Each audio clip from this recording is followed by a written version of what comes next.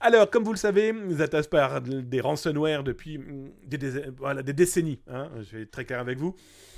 Ça fait au moins 15 ans que la vraie prise d'otage informatique a pris une nouvelle tournure beaucoup plus professionnelle, beaucoup plus mercantile, justement. Et ce marketing de la malveillance, c'est clairement quelque chose de véritablement devenu problématique dans nos entreprises, mais aussi chez les particuliers. Et donc, comme tous les jours, malheureusement, on revient un petit peu sur les malversations, les malveillances que les pirates informatiques mettent en place, et les dernières, encore une fois, en cours, eh bien, vont impacter, on peut véritablement dire, des milliers de personnes, parce qu'il va y avoir encore des données d'étudiants, il va y avoir encore des données de professoral, il va peut-être encore y avoir des données partenaires, bref.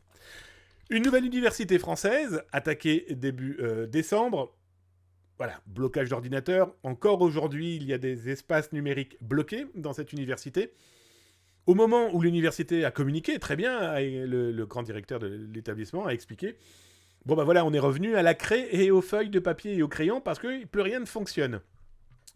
À ce moment-là, il disait, bon bah écoutez, il semble pas qu'il y ait de véritables problèmes, mais on ne sait pas trop pour le moment. Alors c'est aussi un moyen de communiquer pour pas inquiéter les gens, on peut le comprendre. Sauf que je rappelle, alerter, c'est quand même sauver les autres. Hein. Et donc du coup, je viens de vous mettre le lien là de l'article sur Zataz, le Twitch. Hein. Donc si tu es là tous les soirs de 19h amateur sur Twitch, tu as le lien directement là en live. Et si tu es sur YouTube, il n'y a pas de chat. Non, mais tu retrouves le lien de l'article là dans le descriptif. Et puis comme tu as cliqué sur le pouce, tu as cliqué sur le cœur, tu as cliqué sur la cloche, tu as cliqué sur ta voisine, tu as cliqué sur ton chien, et en plus tu as laissé un message, ça te permet de recevoir, parce que tu t'es abonné du coup, 2 à 3 vidéos dédiées à la cybersécurité tous les jours sur le YouTube de Zaptaz.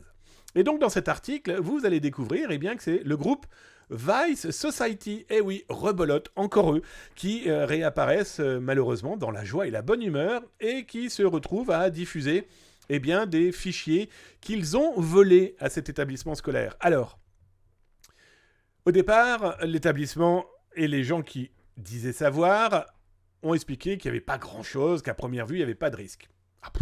M'en parler. Les pirates informatiques viennent de diffuser plus de 160 000 fichiers volés à cet établissement, à cet univers universitaire. C'est plutôt dramatique. Alors, pour le troll, on retrouve parmi les fichiers vraiment pas sensibles, du Maria Carré. Écoutez, jusqu'ici, tout va bien.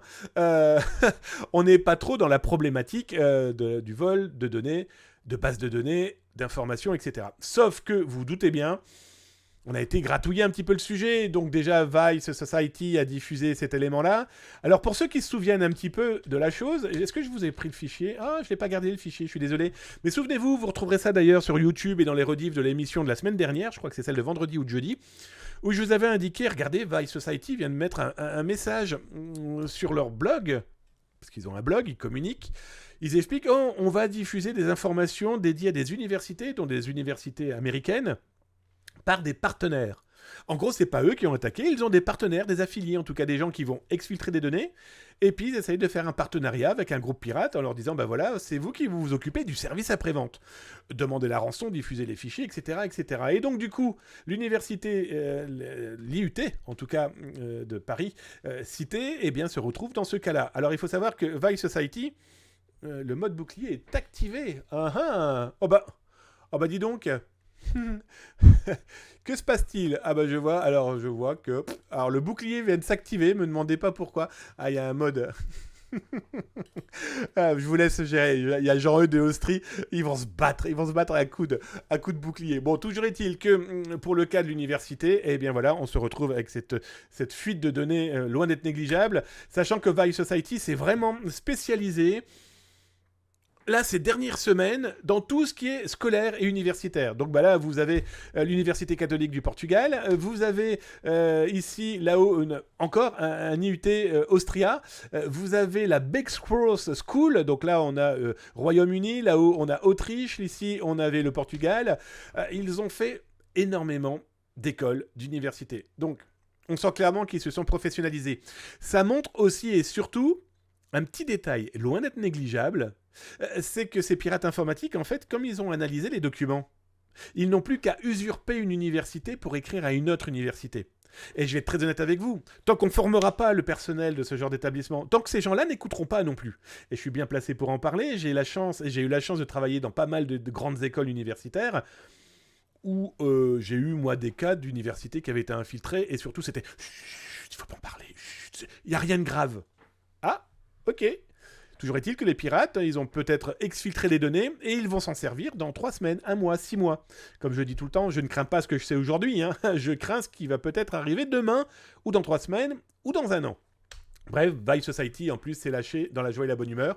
Là, c'est un exemple des fichiers qu'ils ont diffusés. Je vous ai mis une copie d'écran de ce qui est le moins grave. Alors, petit détail, loin d'être négligeable, on remarquera quand même qu'il y a du torrent, on remarquera qu'il y a du billboard, etc., etc. Alors, je vous cache pas non plus qu'il y a aussi des informations nominatives, etc., etc. Donc, bref, encore une fois, ça va poser de gros dégâts.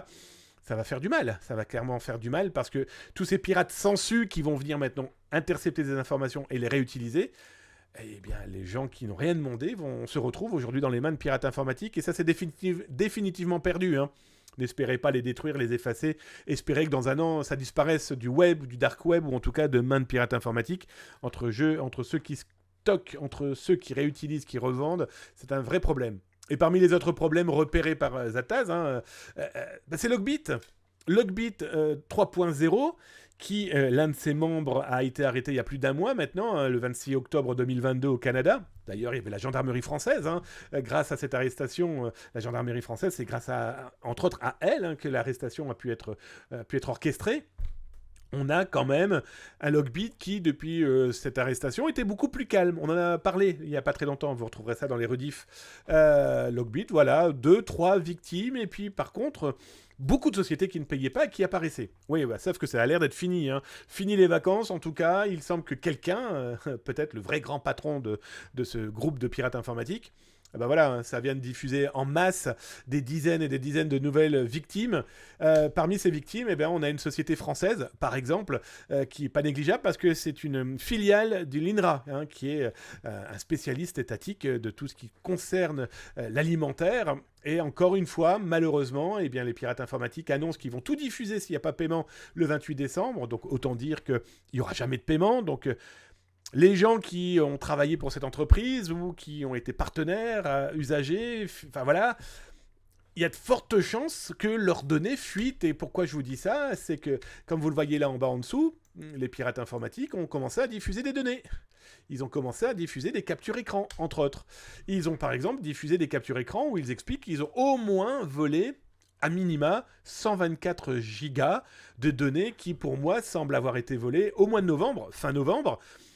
À qui ? À la direction générale, aux ressources humaines. Et qui dit ressources humaines, et on le voit là en bas et je ne zoomerai pas plus, il semble qu'il y ait des données nominatives. Alors je vais être très clair avec vous, cette capture écran montre quoi ? Des données nominatives d'une personne avec ses empreintes digitales.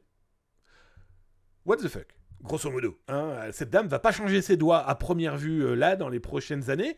Son identité encore moins, bref.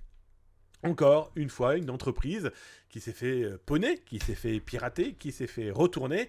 Et la problématique, c'est qu'aujourd'hui, les gens qui sont dans cette mouvance malveillante, ils ne peuvent strictement plus rien faire pour que leurs données ne soient pas diffusées.